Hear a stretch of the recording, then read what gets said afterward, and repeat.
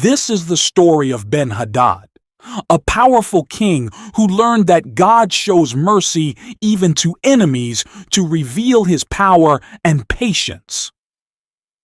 Ben-Hadad sat alone in his private room inside the palace. The air smelled faintly of cedar wood, and oil lamps flickered softly along the walls. He leaned forward on a strong wooden bench, staring at a small bronze shield resting at his feet. "They talk so much about this God of Israel," he muttered under his breath. "The God who stops rain, who splits seas, who wins battles with no swords. Always these prophets and their warnings." His eyes narrowed as he tapped his fingers on his knee. He thought back to when he was a boy, sneaking around the practice yard, outsmarting stronger boys to win games. His father had always told him, brains win where muscle fails. As he grew, Ben-Hadad became a master at building alliances and surprising enemies. He took city after city, his treasure rooms overflowing with gold and fine robes. He believed no one could stop him. But in the quiet moments, stories about Israel's God would slip into his mind. Stories of a God who toppled walls with shouts, who answered prophets with fire, who never lost. He scoffed and waved his hand as if pushing the thoughts away. "Old stories for frightened children," he said, his voice sharp. But even as he spoke, he felt his stomach tighten. Ben-Hadad stood and paced the room. The lamps cast long shadows on the floor. "I have more horses, more chariots, more soldiers than anyone," he said firmly to himself. "Israel is small. Their king is weak. Tomorrow I will crush them like dust." He stopped, breathing heavily. A hint of worry flickered in his eyes, but he quickly shoved it down. "Tomorrow," he repeated. "Tomorrow I will show them all. Even their God will see I cannot be stopped." He called for his armor and messengers, his mind racing with strategies and threats. Yet deep inside, a quiet question whispered through the shadows of his heart. What if their God really is different? Early the next morning, Ben-Hadad stood in the courtyard of his palace, the sun rising bright and hot over Damascus. His generals gathered around him in a half circle, each one wearing shining helmets and heavy robes lined with fur. Ben-Hadad's eyes scanned the group, sharp and full of pride. "Today," he said loudly, "we march to Samaria. Israel will learn that no walls, no king, and no God can stand against me." The generals nodded, though some looked uneasy.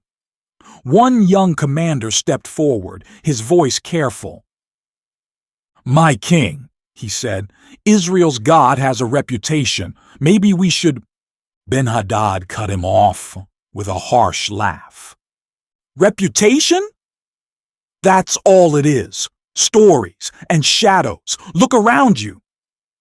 He pointed to the rows of soldiers waiting beyond the courtyard, men holding spears, lines of archers, shining chariots with powerful horses. "Look at our strength," Ben-Hadad shouted. "Who can match us?" The young commander stepped back, his eyes downcast. Ben-Hadad turned and called for his messengers. 2 men hurried forward, their heads bowed low. "Take this message to King Ahab of Israel," Ben-Hadad ordered. "Tell him I want his silver and gold, his best wives, and his strongest sons. All must be handed over to me at once." The messenger's eyes widened, but they didn't dare speak. They ran off quickly, sandals slapping the ground. Ben-Hadad chuckled, rubbing his hands together. "When they see my demands, they'll fall on their knees like dogs," he said. He turned back to his generals, his face fierce.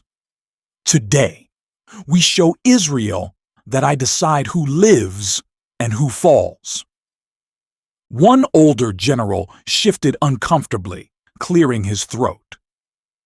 "But if they refuse," Ben-Hadad slammed his fist into his palm. Then we destroy them completely, burn their city, take every treasure, not one stone left standing. The general fell silent, eyes wide. As Ben-Hadad watched the messengers disappear over the hills, he felt a rush of power surge through him. In that moment, he believed no one, not even a mysterious God, could stop him. But deep in his chest, that same small question flickered again, like a tiny flame he tried to stamp out. What if I'm wrong? The messengers galloped hard across the dusty roads, their eyes fixed on the distant walls of Samaria. When they finally arrived, they were sweaty and breathless, but they wasted no time. They pushed through the palace gates and demanded to see King Ahab at once. Inside, Ahab sat on his throne, twisting his fingers together nervously. His advisors stood around him, whispering and shifting from foot to foot. The lead messenger stepped forward and bowed stiffly. "King Ahab," he said, his voice firm, "Ben-Hadad, king of Aram, says this: Your silver and gold are mine. Your best wives and children are mine. Hand them over at once." Ahab's face turned pale. He looked around at his advisors, eyes wide. No one spoke at first. The silence felt heavy, like a giant stone pressing on the whole room. Finally, Ahab stood up shakily. "Tell my lord the king. I will give him what he asks," he said, his voice low and tired. His advisors gasped, some grabbing his sleeves. One counselor stepped forward quickly. "My king, you can't just give away everything. We must fight or find another way." Ahab shook his head. "We don't have the strength to face Ben-Hadad. If we refuse, he will crush us." The messenger nodded once, then hurried out to deliver the reply. Back in Damascus, Ben-Hadad sat under a wide canopy, drinking spiced wine from a golden cup. When the messengers returned and repeated Ahab's answer, Ben-Hadad threw back his head and laughed loudly. "Look at them," he shouted to his generals. "They tremble like mice, but I'm not finished yet." He leaned forward, eyes glinting. "Send another message. Tell Ahab I want to search his palace and the houses of his officials. My men will take whatever they desire, not just what he offers." The generals shifted uneasily, but no one dared argue. Ben-Hadad smirked and leaned back in his chair. "Let them see what true power looks like," he said. "We will leave them nothing but dust and shame." The messengers nodded and sped off again toward Samaria, their horses kicking up clouds of dry dirt behind them. Deep in his heart, Ben-Hadad felt the thrill of control, but also, buried under layers of pride, a small shiver of doubt he refused to face. When the messengers arrived in Samaria again, they were covered in dust and sweat. They didn't wait for rest. They went straight to Ahab's throne room. This time their voices were sharp and cold. Ben-Hadad says, "I am sending my officials to search your palace and the houses of your officials. They will take everything you value and carry it away." Ahab's eyes widened in shock. His hands started to tremble as he held on to the armrests of his throne. He looked around at his elders and leaders, his face pale and drawn. "He wants to take everything, even the secret treasures," he whispered. One old elder slammed his staff on the floor. "No! We cannot allow this!" he shouted. "It was one thing to agree to his first demand, but this is too much." Another advisor stepped forward, fists clenched. "If we give in now, he will never stop.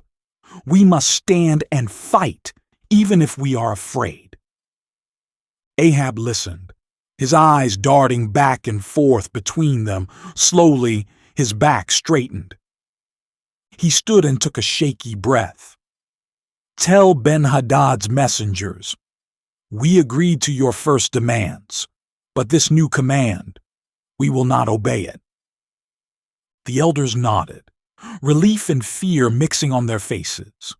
The messengers hurried back to Ben-Hadad with the new message. When they arrived, Ben-Hadad was sitting at a long feast table, laughing with his commanders and drinking wine. Plates piled high with roasted meat and sweet fruits covered the table.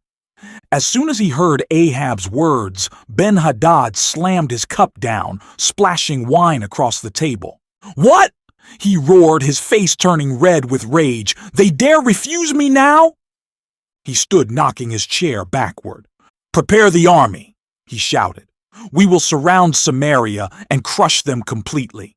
By tomorrow, there won't be enough dust left in that city for each of my men to hold in their hands." The generals jumped up, eyes wide, and ran to carry out his orders. Ben-Hadad grabbed his helmet and put it on roughly. "I gave them a chance to bow," he spat. "Now they will learn what happens when you mock me." As his war camp roared to life and soldiers rushed to their places deep inside Ben-Hadad's mind, that same quiet thought whispered again. What if Israel's God really does fight for them? But Ben-Hadad shook his head violently and stomped out to join his army, too proud to listen to the question echoing inside. Ben-Hadad's army moved quickly. By the next morning, thousands of soldiers surrounded Samaria like a sea of iron and spears. Horses stamped and snorted, chariots lined up in rows, and the noise of clanging armor filled the air. In the center of the camp, Ben-Hadad sat on a large chair draped with bright cloth. He held a heavy goblet in one hand and barked out orders between sips of wine. All around him, his commanders gathered, some looking nervous, others trying to copy his loud confidence. Ben-Hadad leaned forward, his voice dripping with pride. "Listen here," he said. "We will flatten Samaria so completely that each of you will barely find a handful of dust to hold." The commanders forced laughs, though a few glanced at each other uneasily. One commander stepped forward slowly. "My king, maybe we should be careful. Their God—" Ben-Hadad slammed his goblet on the table so hard that wine splashed onto his robe. "Enough about their God," he snapped. "We have the numbers, the weapons, the strength. We are unstoppable." Meanwhile, in Samaria, King Ahab stood on the city wall, looking out at the endless army. His hands shook at his sides and sweat dripped down his forehead. Suddenly, a prophet appeared beside him. The man's eyes were calm and clear, like deep water. "Thus says the Lord," the prophet said boldly, "have you seen this vast army? I will give it into your hand today, and then you will know that I am the Lord." Ahab blinked, stunned. "But how?" he asked. "Who will start the attack?" The prophet smiled faintly. "You will." Back in the enemy camp, Ben-Hadad continued boasting. He laughed loudly, mocking Ahab and Israel's small army. "Bring me more wine," he shouted. "Tonight, we celebrate victory before the battle even begins." His commanders looked around, unsure whether to cheer or stay silent. Ben-Hadad didn't notice. He was too busy telling jokes and bragging about how he would parade through Samaria wearing the king's crown. Deep inside, though, that small voice kept asking, "What if you are wrong? What if this God you mock is real?" But Ben-Hadad only laughed louder, drowning out the warning with the sound of his own pride. While Ben-Hadad laughed and bragged in his tent, King Ahab gathered his small group of young commanders.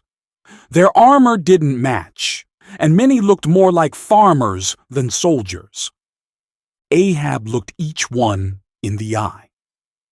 "Today," he said firmly, "we fight not because we are strong, but because the Lord promised us victory."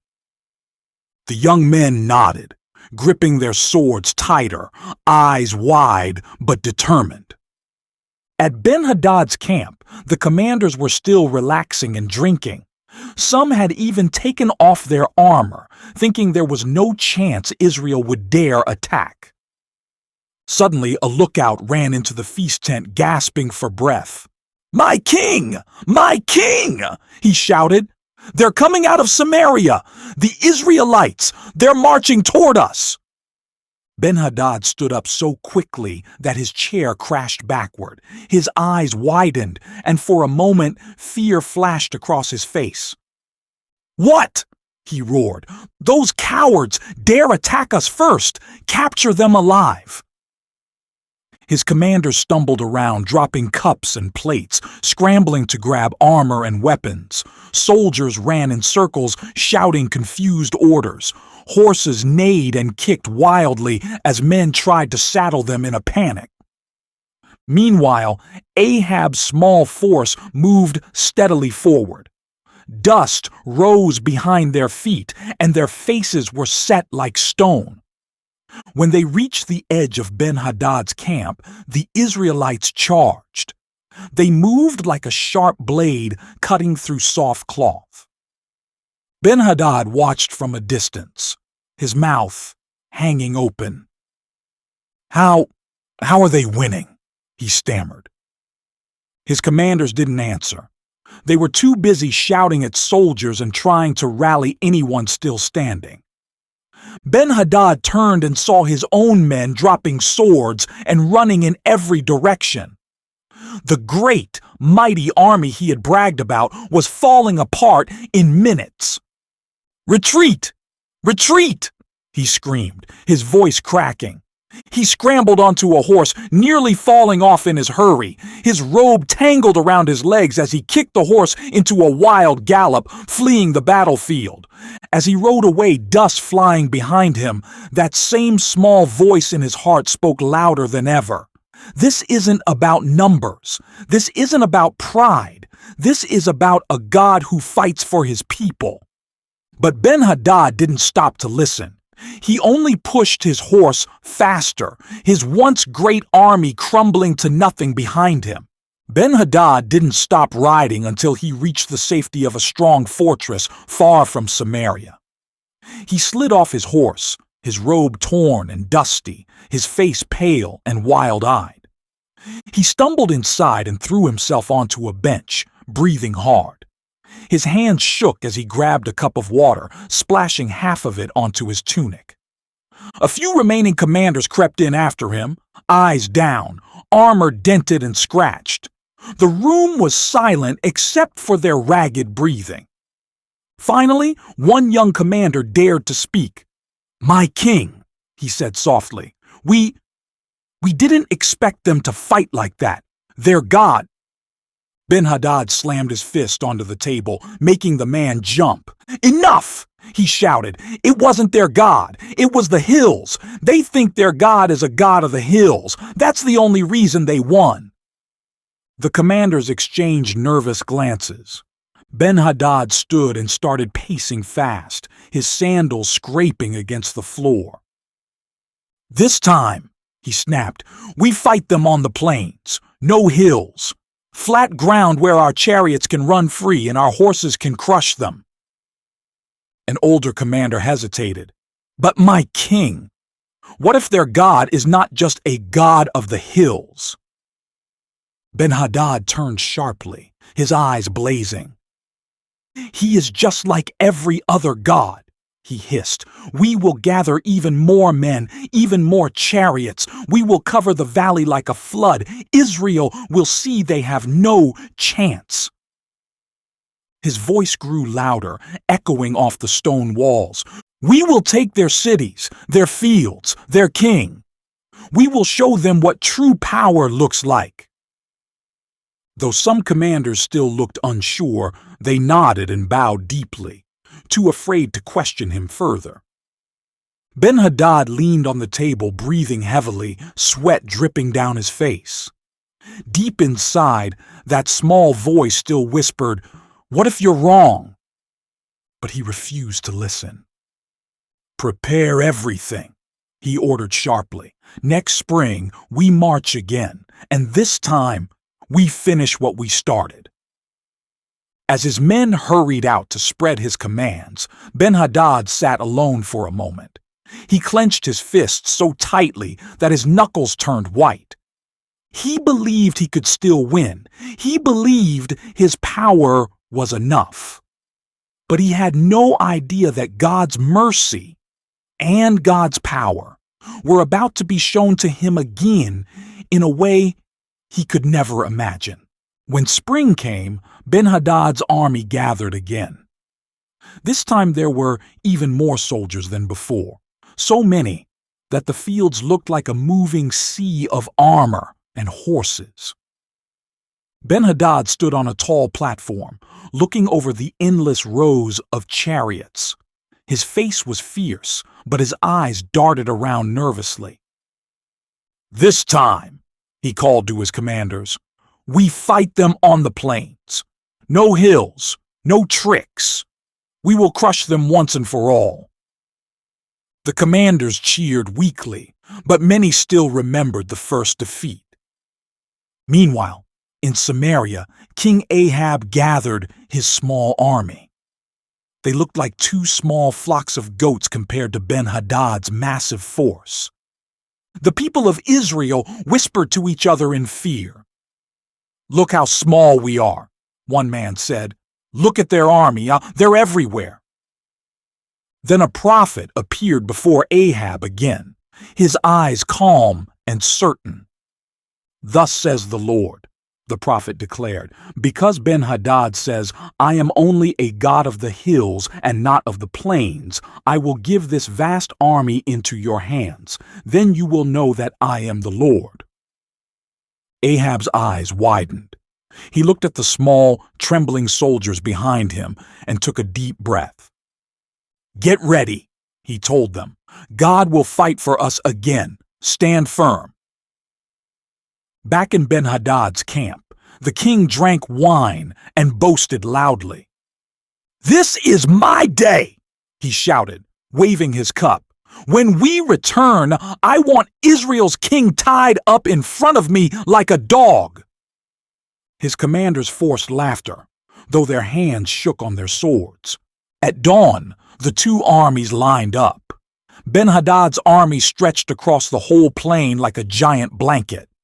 Israel's army stood in a small cluster, their shields close together, eyes full of fear but also determination. Ben-Hadad raised his arm. "Attack!" he roared. His soldiers rushed forward, their chariots thundering across the ground. Dust rose high into the air, making it hard to see.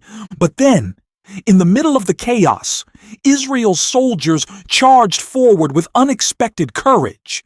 They pushed back hard, fighting with a strength that no one could explain. Ben-Hadad watched from his chariot, his mouth falling open. What is happening?" he stammered. His commanders screamed orders, but the giant army started to break apart, soldiers turning and running in every direction. Ben-Hadad's face turned pale. His hands shook on the reins. "No!" he yelled. "Hold your ground! Fight!" But it was too late. Israel's small army chased them across the plains, defeating them just as God had promised. Ben-Hadad jumped down from his chariot and fled on foot, his royal robes whipping in the wind as he ran for his life. As he ran, the voice in his heart finally roared louder than his pride. "This is not your strength. This is not your victory. There is only one true God, and he fights for Israel." But Ben-Hadad didn't stop to think. He only ran, dust swirling behind him as his army crumbled once again. Ben-Hadad stumbled into a small tent far from the battlefield, gasping for air. His royal robe was torn, and his hair was tangled with dust and sweat. He collapsed onto a mat, grabbing at his chest. Outside, The sound of soldiers running and shouting filled the air. Horses screamed in panic, and the clatter of armor echoed through the valley. A few of his trusted advisors crept into the tent, their faces pale and eyes wide with fear. One advisor knelt quickly. "My king," he whispered, his voice shaking, "the army is gone. We have lost everything." Ben-Hadad's hands shook as he covered his face. How did this happen again?" he groaned. "I had the numbers, the horses, the chariots. How?" Another advisor leaned forward, voice low. "We heard the God of Israel promise them victory. He is not just a God of the hills or plains. He is the true God." Ben-Hadad flinched as if struck. He dropped his hands and stared at the ground, his eyes wild and empty. The first advisor looked around nervously. "We must act quickly, my king. If we stay here, Israel's soldiers will find you and kill you." Ben-Hadad sat frozen, his mind spinning. Then the second advisor spoke again. "Let us put on rough clothes, sackcloth, and tie ropes around our heads. We will go to the king of Israel and beg for your life. Perhaps he will show you mercy." Ben-Hadad looked up slowly, a small spark of hope in his tired eyes. "Do you really think he will spare me?" he whispered. The advisor nodded urgently. "Israel's kings are known to be merciful, and perhaps their God is merciful too." Ben-Hadad swallowed hard. His voice was barely a whisper. "Do it. Get the sackcloth. Get the ropes." His advisors rushed out, returning with rough, dusty cloths. They helped him wrap his fine robes away and tied a simple rope around his head. When Ben-Hadad looked at his reflection in a small bronze plate, he barely recognized himself. No crown, no jewels, just a broken man begging for a chance to live. As they stepped out of the tent, he felt his knees shake. Every step toward Ahab's camp felt like walking into a deep, dark cave. But there was no other choice. For the first time in his life, Ben-Hadad was about to learn what true mercy looked like.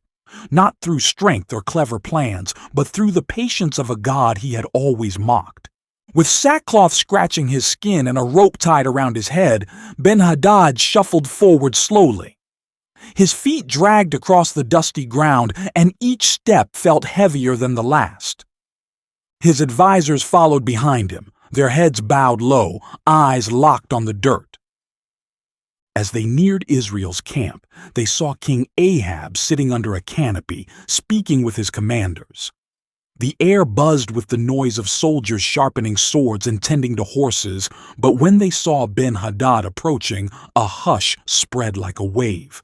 Ahab's eyes narrowed when he saw the once proud king looking like a poor beggar. Ben-Hadad stopped a few steps away, dropping to his knees. His head hung low and his voice trembled. "Your servant Ben-Hadad says," he began, barely able to get the words out, "Please, let me live." Ahab leaned back, surprised. He exchanged glances with his commanders, who looked at each other, confused and tense. Finally, Ahab stood and stepped forward. He looked down at Ben-Hadad for a long moment, his face unreadable. "Is he still alive?" Ahab asked his men, almost in disbelief. "He is my brother." Ben-Hadad's eyes flicked upward, shock and hope mixing across his face. The advisors rushed forward eagerly. "Yes! Yes! Your brother, Ben-Hadad!" they cried, grabbing at Ahab's robes as if they had found sudden courage. Ahab reached down and helped Ben-Hadad to his feet.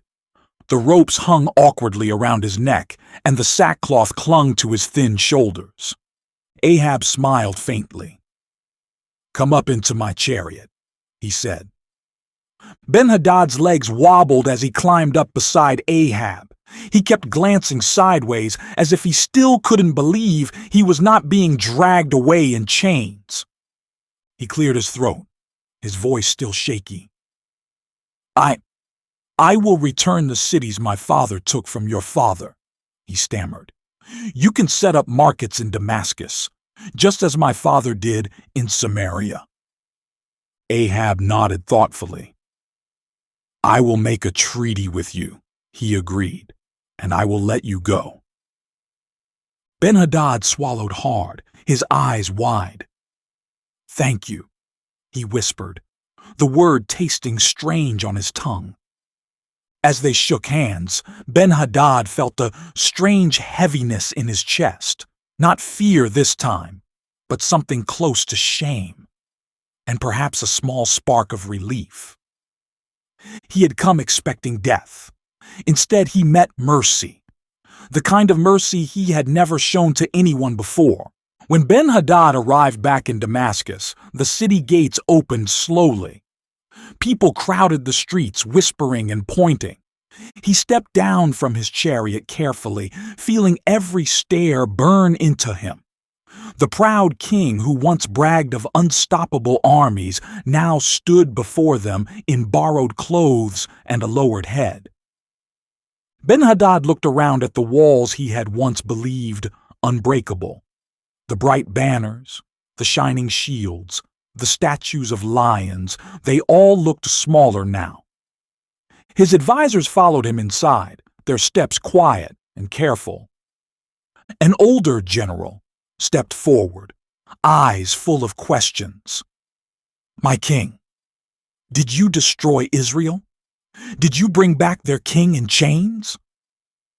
Ben-Hadad paused, his mouth opening and closing. He swallowed hard. No, he said finally, his voice dry. We lost. Their God fought for them. I begged for my life, and Ahab showed me mercy. The general's eyes widened. Murmurs spread through the crowd, some shocked, others shaking their heads in disbelief. Ben-Hadad raised a shaky hand. We will give back the cities my father took. We will allow Israel to trade in our markets. There will be peace. For now.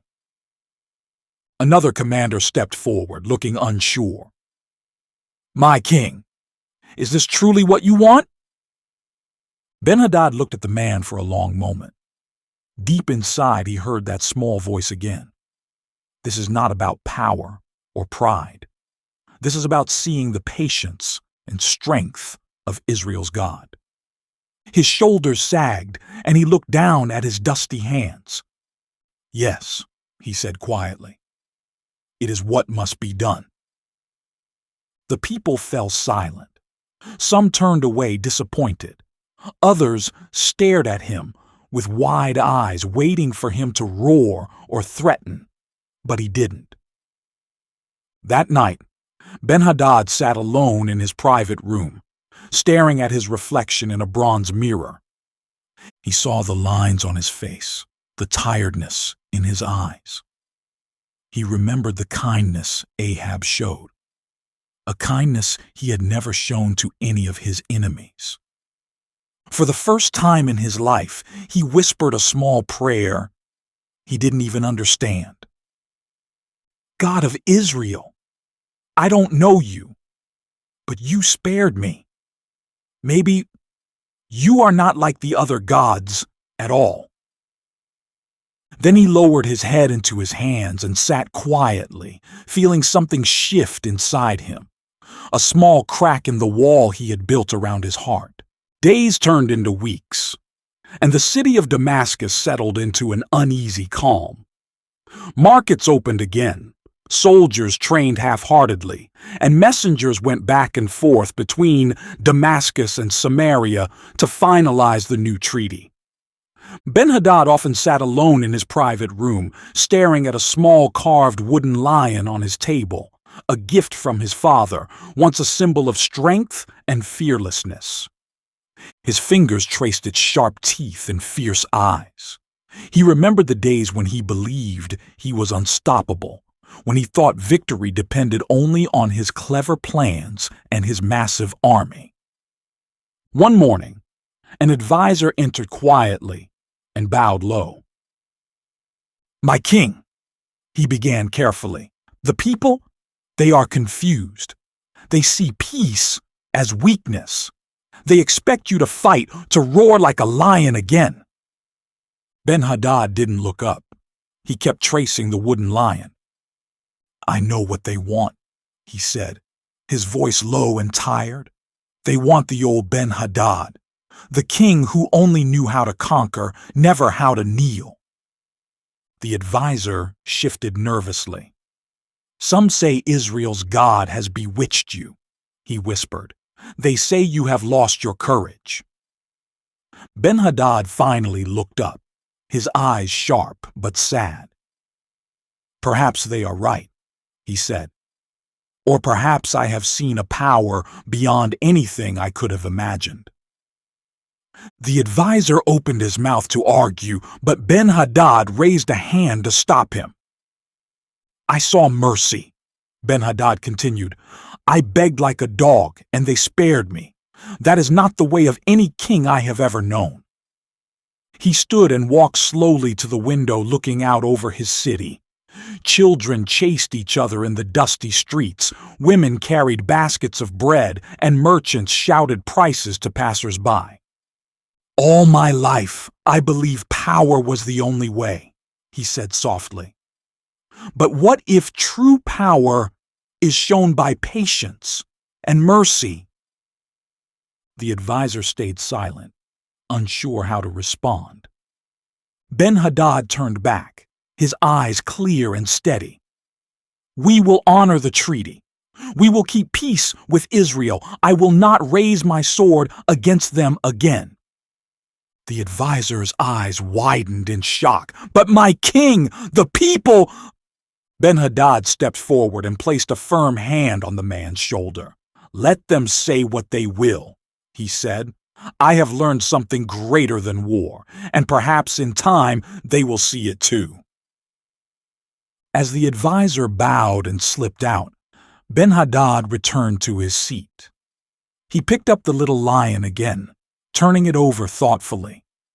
For the first time, he wondered if it was better to be known not for crushing others, but for recognizing when to stop, when to show mercy, when to listen to something bigger than himself. And though he didn't yet understand the God of Israel fully, he could feel the first seeds of humility growing inside. Small, but alive. The days rolled on, and news of Ben-Hadad's new attitude spread through Damascus like a strong wind. At first, many soldiers grumbled. "A king who makes peace? A king who bows instead of conquering?" they whispered in corners, sharpening swords they never got to use. Some nobles gathered in secret, worried that Damascus would look weak in front of other nations. Ben-Hadad knew what they said. He could see it in their lowered eyes and hear it in the quiet hallways of his palace. One evening, he called a large meeting in the palace courtyard. Torches flickered all around, casting tall shadows on the walls. Warriors, elders, merchants, everyone came, curious and restless. Ben-Hadad stepped forward, wearing a simple robe instead of his heavy jeweled armor. His hair was tied back, and his face looked calmer than anyone had ever seen. "I know many of you think I have lost my courage," he began, his voice steady and clear. "You think I have become weak because I chose peace over battle." Murmurs spread quickly through the crowd. Some heads shook angrily, but others watched closely, drawn in by his new boldness. Ben-Hadad lifted his hand for silence. "All my life, I believed power meant taking and crushing," he said. "I thought strength was shown in how many cities we burned, how many kings we defeated." He paused, his eyes sweeping across the crowd. "But when I faced death," he continued, "when I was nothing but a beggar before King Ahab, I saw a different kind of power, the power of mercy." People shifted, uneasy but curious. "I was spared when I didn't deserve it," Ben-Hadad said, his voice softer now. "I saw that real strength is not just in the sword, but in knowing when to lower it." A young soldier stepped forward, frowning. "But what about our honor? What about revenge?" he shouted. Ben-Hadad looked at him for a long moment, then shook his head. "Revenge is a chain," he said quietly. "It keeps us fighting forever, never truly free. Mercy breaks that chain." Some in the crowd began to nod slowly. Others still crossed their arms and scowled. Ben-Hadad continued, "From this day forward, we will honor the treaty with Israel. We will strengthen our own land, help our people grow, and learn to lead with wisdom, not just with fear." A hush fell over the courtyard. Ben-Hadad stepped back, breathing deeply. For the first time, he felt lighter, as if a heavy weight had slipped off his shoulders. He knew not everyone would understand. Some might even rebel. But he had finally chosen a different path, one that felt closer to the strange God who had shown him patience instead of punishment. That night, as the crowd left in silence, Ben-Hadad stood alone under the torchlight. He looked up at the stars and whispered softly, almost like a secret prayer. "God of Israel, maybe there is still something you want to teach me." Weeks turned into months, and months turned into a whole year. Damascus grew used to the new king, the king who no longer demanded tribute from neighbors, who no longer sent soldiers to knock down gates and steal treasures. Ben-Hadad had become a different man, though not everyone understood it. One early morning he woke before the sun rose. He slipped quietly out of his chambers, leaving his golden robes behind. Instead, he wore a simple linen garment and plain sandals. He walked through the palace halls listening to the echo of his own steps. Every pillar and tapestry reminded him of old victories, but also of old pride. Each corner whispered stories of his past that now felt like shadows. When he reached the palace garden, he found a young gardener already at work, watering the figs and tying up the grapevines. The boy looked up, eyes wide, when he saw the king standing there. "My king!" the boy stammered, dropping to his knees and bowing his head. Ben-Hadad chuckled softly. "Get up," he said gently. "What is your name?" The boy stood slowly, trembling. "My name is Aram, my king." Ben-Hadad nodded. "Good name," he said. "Strong." Aram swallowed nervously. Why are you here so early, my king?" Ben-Hadad took a slow breath, looking around at the vines curling in the morning breeze. "Because I need to remember what it means to grow things, instead of destroying them," he answered quietly.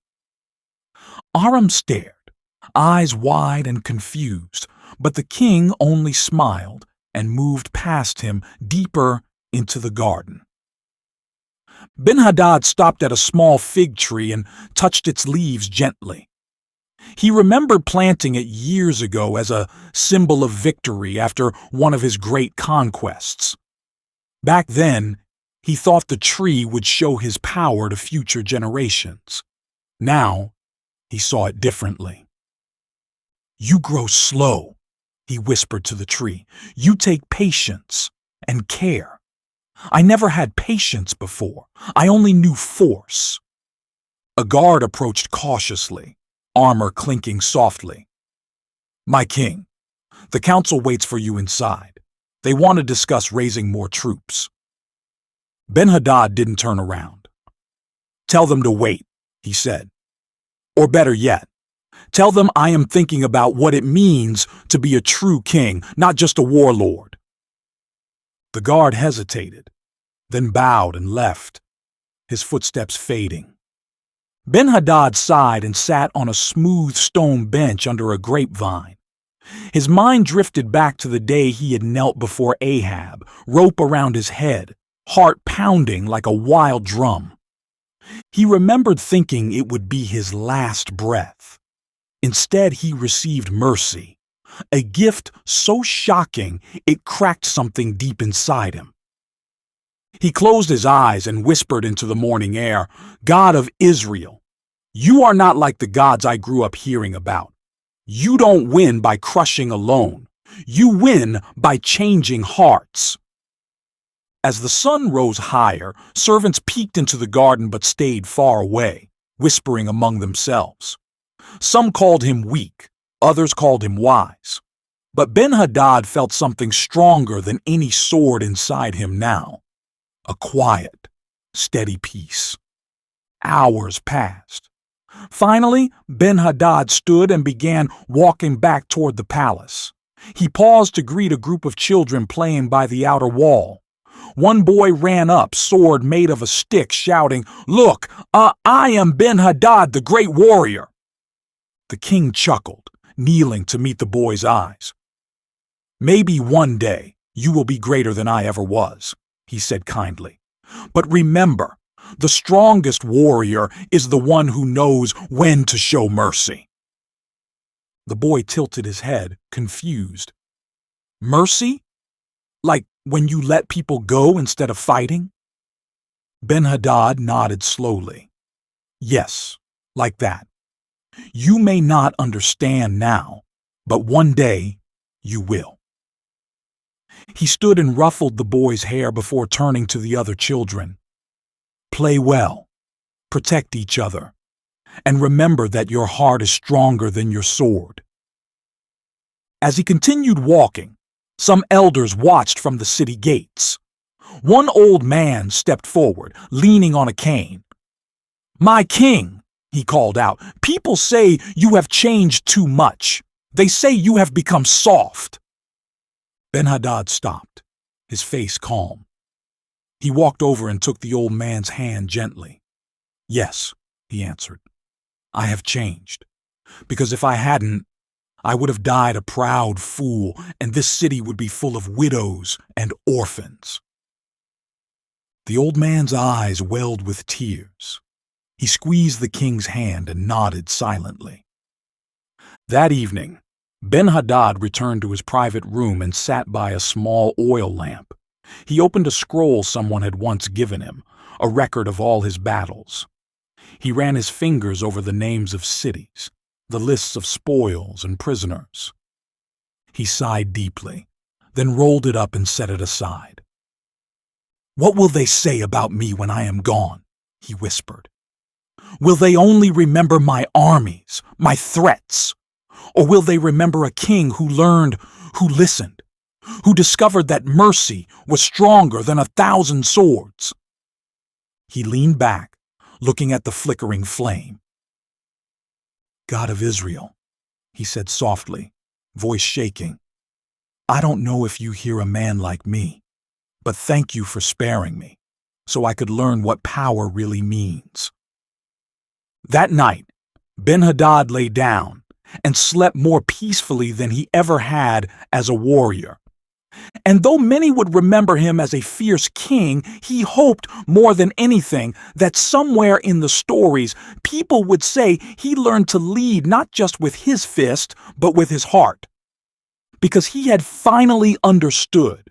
Real victory was not in conquering cities, but in conquering the pride that kept him from mercy all his life.